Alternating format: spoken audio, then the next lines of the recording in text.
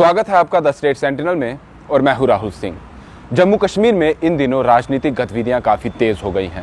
अनुच्छेद 370 हटाए जाने और राज्य को केंद्र शासित प्रदेश बनाए जाने के बाद से यहां पहली बार कोई चुनाव होगा।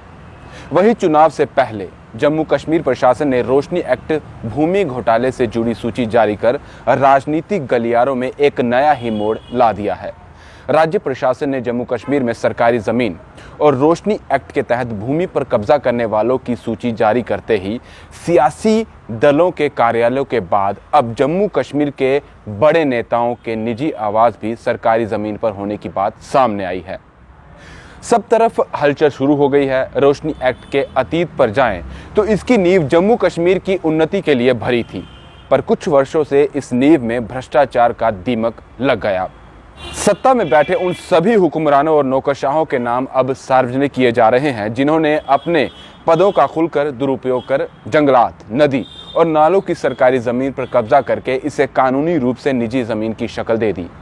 लेकिन अब बड़े बड़े सियासी लोगों के नाम इसमें सामने आने से इसे डीडीसी इलेक्शन से भी जोड़कर देखा जा रहा है।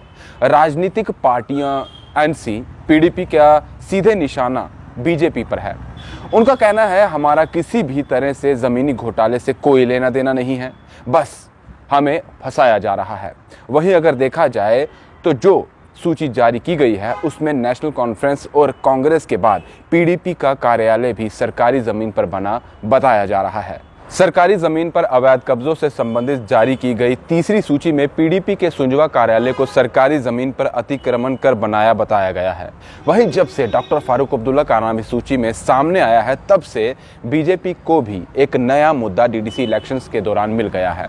जिला विकास परिषद चुनावों के बीच जम्मू कश्मीर में वन भूमि कब्जाने के मामले में नेशनल कॉन्फ्रेंस के अध्यक्ष डॉक्टर फारूक अब्दुल्ला का नाम आने के बाद भाजपा ने उन पर सियासी हमले शुरू कर दिए हैं। भाजपा को ये नया मुद्दा घर बैठे ही मिल गया है। अब वो इस मुद्दे पर नेशनल कॉन्फ्रेंस ही नहीं, कश्मीर के केंद्रीय दलों के पीपल्स अलायंस को भी घेरने लगी है। वहीं ज़मीन कब्जाने के मामले में एनसी और पीडीपी दोनों ने इसे सिरे से नकारना शुरू कर दिया है। पीडीपी की तरफ से बयान आया है कि रोशनी एक्ट में सुंजवा क्षेत्र में पीडीपी कार्यालय को गलत दर्शाया गया है। वहां पार्टी का कोई आधिकारिक कार्यालय नहीं है। एक सोची समझी साजिश के तहत पार्टी अध्यक्ष महबूबा मुफ्ती और क्षेत्रीय राजनीतिक दलों को बदनाम किया जा रहा है। और वहीं नेशनल कॉन्फ्रेंस की ओर से जारी बयान में कहा गया है कि पार्टी अध्यक्ष और पूर्व मुख्यमंत्री फारूक अब्दुल्ला रोशनी योजना के लाभार्थी नहीं हैं। बयान में यह भी कहा गया है कि डॉक्टर फारूक अब्दुल्ला ने जम्मू या श्रीनगर में अपने आवास के लिए रोशनी योजना का लाभ नहीं उठाया है और जो कोई भी इस बात को कह रहा है वो झूठ बोल रहा है। वो इस कहानी को पिरोने के लिए सूत्रों का उपयोग कर रहे हैं जो बतलाता है कि ये बात सच्चाई से परे है। वहीं इस तरह की बातें भी सामने आ रही हैं कि अब इसके खिलाफ सुप्रीम कोर्ट का दरवाज़ा भी खटखटाया जा रहा है। लेकिन बड़ी बात यह है कि जिन लोगों के नाम सार्वजनिक किए गए हैं क्या उन पर शिकंजा कसा जाएगा और किन किन लोगों के नाम सामने आने वाले हैं ये भी देखने वाली बात होगी।